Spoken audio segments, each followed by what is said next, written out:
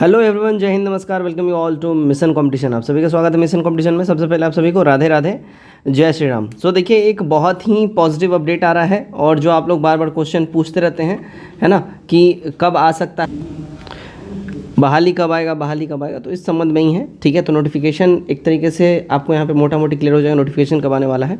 तो सहायक प्रशाखा पदाधिकारी यानी कि एएसओ के संबंध में ये बातें हो रही है। आप लोग एक चीज़ ध्यान रखिएगा, बिहार एसएससी की अगर हम लोग बात करें यानी CGL 4 की, तो इसमें केवल सहायक प्रशाखा पदाधिकारी यही एक पद नहीं है। देखिए, अप्रॉक्सीमेटली 45 डिपार्टमेंट्स हैं, ठीक है, जिसके तरफ से अधियाचना प्राप्त होता है बिहार एसएससी को। और बिहार एसएससी जो है इन सबको इंक्लूड करके CGL 4 में जो है ना आपको नोटिफिकेशन निकालती है। अब अगर खाली एएसओ की बात करें, एएसओ इसलिए बात हो रहा है कि एक तो बड़ा पद है, काफ़ी बड़ा पद है, दूसरा इस बार एएसओ का ठीक ठाक सीट रहने वाला है। मैंने ऑलरेडी आपको उस बारे में बताया हुआ है कि अप्रॉक्सीमेटली 900 to 1000 प्लस जो है इसमें पदों की संख्या इस बार रह सकती है, एएसओ की बढ़ भी सकती है इवन दो, ठीक है, क्योंकि काफ़ी पद खाली एएसओ का। लेकिन उसके अलावा जो 45 अलग अलग विभाग है उनसे भी अधियाचना जो मिलता है, उन सारे सीटों को मिला के अगर हम बात कर ले इस बार CGL 4 में कितनी बहाली आ सकती है, तो देखिएगा ये लगभग 2500 प्लस ये संख्या जा सकता है। ये मैंने आपको ओवरऑल ऑलरेडी बताया हुआ है, ठीक है। अब बात करते हैं, आज जनरल एडमिनिस्ट्रेशन डिपार्टमेंट के तरफ से, आज नहीं एक्चुअली ये नोटिस जो है, अगर मैं बात करूँ, देखिएगा 28 मई को ही ये नोटिस आ गया था, ठीक है। इसके ऊपर आज मैं वीडियो बना रहा हूँ। तो एक नोटिस अपडेट किया गया है सामान्य प्रशासन विभाग की तरफ से कि कितना सारा प्रोसेस जो है तेजी हुआ है या नहीं हुआ है, रोस्टर क्लियरेंस का क्या मामला है, अधियाचना किस किस डिपार्टमेंट से मिल चुका है, नहीं मिल चुका है, डेट वाइज सब कुछ क्लियर किया गया है। तो चलिए पहले उस ऑफिशियल नोटिस को हम लोग देखते चलते हैं। देखिएगा यहाँ पे क्लियर यहाँ पे दिया हुआ है, ठीक है, पत्र संख्या 23 नियुक्ति 1/85/2022, ठीक है। अब यहाँ पे देखिए प्रेषक में यहाँ पे रजनीश कुमार सरकार के संयुक्त सचिव हैं, ये इनको ही लिखा गया, और सेवा में सभी अपर मुख्य सचिव, प्रधान सचिव और बिहार पटना, ठीक है। विषय क्या है, विभिन्न विभागों द्वारा अधियाचना पोषण के क्रम में उत्पन्न हो रही कठिनाइयों के निराकरण हेतु कार्यशाला आयोजन के संबंध में। अच्छा देखिए, कार्यशाला क्या रहता है, ये बहुत लोगों को समझ में नहीं आता है। कार्यशाला क्या है और कार्यशाला का आयोजन क्यों किया जा रहा है। देखिए, होता क्या है कि काफ़ी सारा डिपार्टमेंट है, जैसा कि मैंने ऑलरेडी बोला हुआ है, 45 प्लस डिपार्टमेंट्स हैं जिनसे बिहार एसएससी को जो है अधियाचनाएं प्राप्त होती हैं।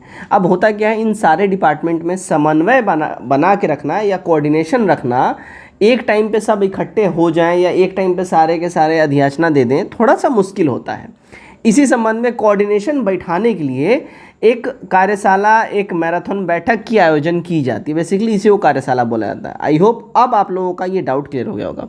तो चलिए अब हम लोग जो यहाँ पे इंपॉर्टेंट जो सारी बातें लिखी हुई हैं वो पढ़ते चलते हैं, ठीक है। चलिए भाई, तो निर्देशानुसार उपयुक्त विषय के संबंध में कहना है कि विभिन्न विभागों के स्तर से संबंधित अनुशंसी आयोग के राज्याधीन सेवाओं के अधीन विभिन्न पदों पर नियुक्ति हेतु अधियाचना भेजने की कार्रवाई निरंतर जारी है, ठीक है। यहाँ पे क्लियरली बोला जा रहा है कि भाई अधियाचना अलग अलग डिपार्टमेंट के थ्रू जो है कंटिन्यूसली भेजने का काम चल रहा है बिहार एसएससी को, ठीक है।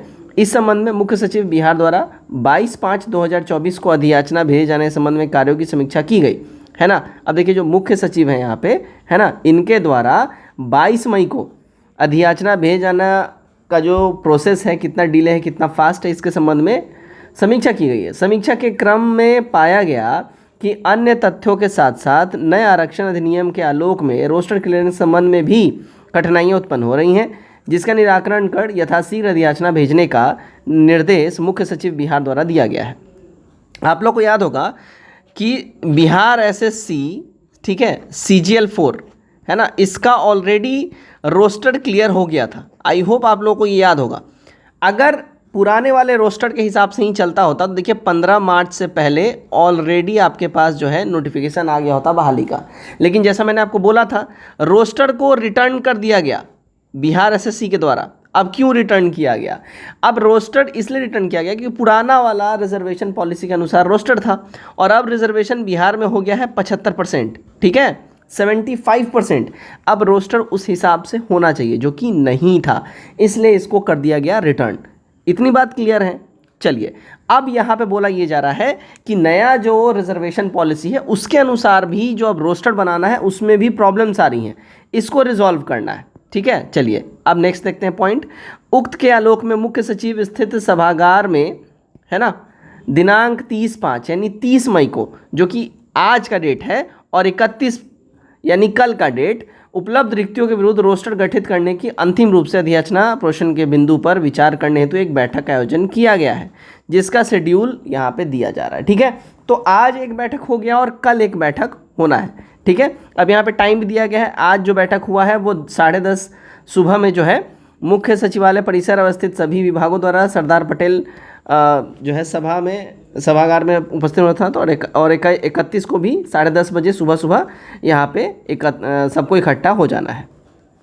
उपयुक्त के आलोक में अनुरोध है कि अपने विभागों से संबंधित नोडल पदाधिकारी, वरीय प्रभारी पदाधिकारी सहित एक स्थापना के जानकार पदाधिकारी कर्मी को अधियाचना भेजे जाने के संबंध में अभिलेख के साथ कार्यशाला में भाग लेने हेतु प्रतिनियुक्त करते हुए नियत समय पर उपस्थित रहने का निर्देश दी जाए, इसकी कृपा की जाए। ठीक है, तो यहाँ पे क्लियरली ये सब कुछ मेंशन कर दिया गया है। क्लियर। अब यहाँ पे ये भी बोला जा रहा है कि अनुरोध है कि विषांकित कार्यशाला के लिए मुख्य सचिवालय स्थित सभागार को दिनांक 30/5 और 31/5 को जो है वैकेंट रखा जाए, रिजर्व कर दिया जाए।